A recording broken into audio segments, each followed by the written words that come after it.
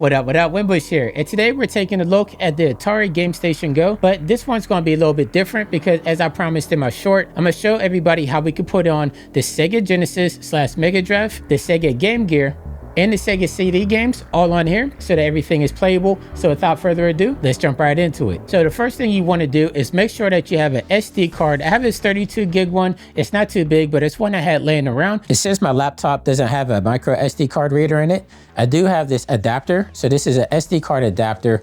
And what it could do is I could take this micro SD card, just slide it right through the top here. And this will allow me to put my micro SD card into my laptop. So here's the side of my laptop here. You can see I have the SD card slot right here. So I'm just going to take my adapter, just put it right in here. So now to get started, I'm going to take my SD slot right here. I'm going to right click on it and I'm going to come down here to format. Now, when I was experimenting with it, when I just used the XFAT, the XFAT, everything came through perfectly fine. So what I'm going to do down here, I'm going to change out my volume label from being blank. And I'm just going to name it games, but you can name it anything that you want. So now I'm going to click on start. It's going to give me a warning saying it's going to erase everything on here. Like I said, I want to show you guys everything from a blank slate. So I'm going to click on OK. Now the format is complete. I can close this out. So now we see our SD card is labeled games. So I'm going to double click on this, and inside of this window right here, we have absolutely nothing. That means our card is completely blank. So I'm just going to right click in here and I'm going to make a new folder. So I'm going to come down to new and I'm going to come to folder. So this folder right here, instead of new folder, I'm going to rename this one games as well. So you want to do capital G and then AMES. You just want to make sure you have a capital G in there. Then I'm going to double click on it. And this is where I'm going to start putting all my ROMs. So for this tutorial, we're going to go through and we're just going to go with Sega because that's what I promised at the beginning. So I have Sega CD, I have Sega Game Gear, and I have Sega Genesis. So for the Sega Genesis / Mega Drive, there's 3 different formats that's going to work on it. So that's the .SMD, the .MD, and the .BIN. Those 3 file formats, at least for my experimentation, are all going to work if you want to play Sega Genesis games. For Game Gear, you want to make sure it's .GG for those ones to work. So again, you don't want any type of zip files in there. Now, when it comes to the Sega CD, it gets a little bit wonky here. So I'm going to go through exactly how I did it so that you'll be able to follow along. Maybe you come up with a better solution than I did, but for me, I was only able to get it to work in this particular way. So I needed to put this into a folder in which that's going to come with some plus and minuses. I'll show you that once we get everything on a Gamestation. But the one thing I do want to say is you want to make sure you have your BIOS files within that folder of your game. So I had 3 BIOS files in here, one for United States, one for Japan, and one for Europe. And I just put all 3 in there just in case. But this game right here for Final Fight, this is the USA version. So in reality, I would only need this one, but I do put the other ones in here as well because I usually copy and paste these and put them in each individual game. Like I said, I'm only going to show one game for right now because there are some discrepancies once we put this onto our Gamestation GO. And you'll notice that each folder is named individually. So Sega CD, Sega Game Gear, and Sega Genesis.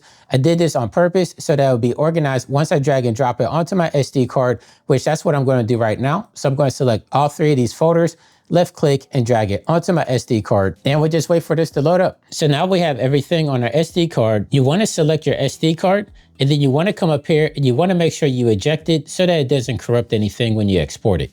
So I'm going to come up here, hit eject, and you should see it disappear. And in the lower right corner, it's going to say safe to remove the hardware. All right, so I'm going to take Pac-Man, move his big head out the way. Then come down here. I'm just going to push it in. And that's going to export it out like so. And then I could take it, slide it out of the adapter, and we're going to put this into our Gamestation GO. So I'm just going to take my micro SD card, just going to insert it here in the top, push it down till you hear it click. Then up here on the top right, just going to turn it on.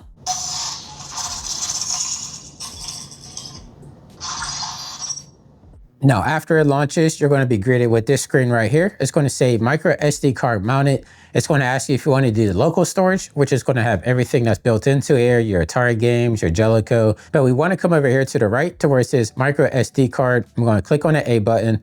And now you can see that we have our folders. So remember I said before, I organized everything into its own separate folders so that we can see everything in here. So let's start with Sega Game Gear first. So I'm going to select this because this was the easiest. Remember, everything was just .gg. So let's do maybe Adventures of Batman and Robin. Click on A.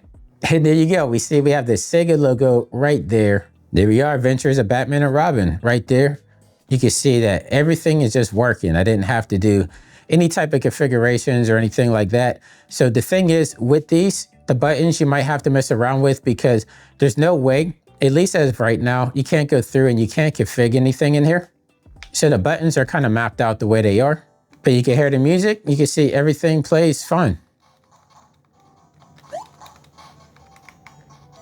Now, if you want to go back, you just hit the home button back here, and that's just going to take you right back to the screen you were before. So let's go over, I'm gonna hit the right, because that's how you're going to go through the different pages. So you notice down here in the lower right-hand corner, how we have different numbers on here. So I have 34 pages worth of games on here. So if I select to the right, that's just going to jump us through each one of those pages. Let's do the Lion King. That's always been a favorite of mine when I was a kid. Get the iconic Sega logo rolling up. So yeah, this one plays pretty well too.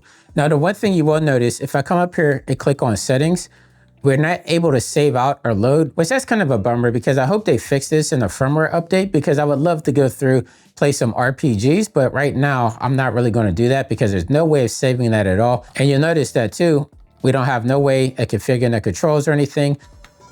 So, okay, let's go back and let's look at Sega Genesis now. I'll save the Sega CD for last. So I'm going to come over here to Genesis. Now you can see same thing. I have 87 pages worth of games on here, but you can see that we have .bin, .smd. So let me do Daffy Duck in Hollywood so we can see if that works. Yeah, it looks pretty good. Like I like this screen a lot on this device. Like if you could save and load out your games on here, this would be my preferred travel device right now, opposed to my ROG Ally, because you know, ROG Ally, I could play my Steam games and stuff, but when you do any type of emulation on there, it's a Windows machine, so it's going to be a little bit finicky. I like how you could just put your ROMs on here and just get started on it. But yeah, everything looks pretty good on here. So let me go back.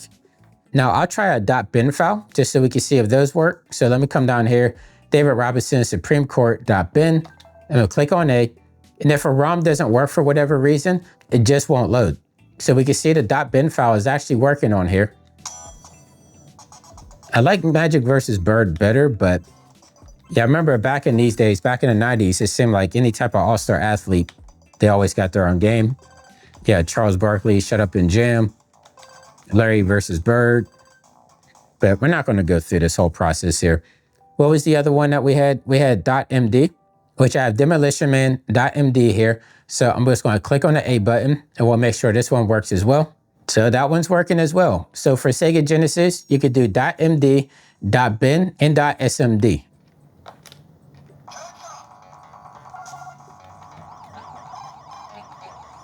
Now, I don't think I ever played this one as a kid. But as you can see, it's working. So this is what everybody probably came here for. Let's go over to Sega CD, click on A here.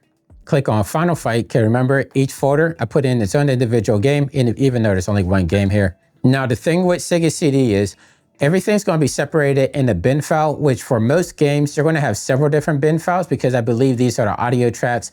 The only one that's going to execute would be track number 1, and that's where the issue is going to come in. So I'm going to click on A on here.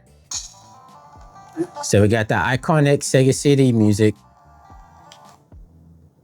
But this should have music playing right now, right? If anybody's played Final Fight CD, you know that there's audio playing here because this was the only Final Fight game that had any type of video. You had audio, it had a CD quality soundtrack, and none of that's playing. And I believe that's because it's not picking up any of the other bin files.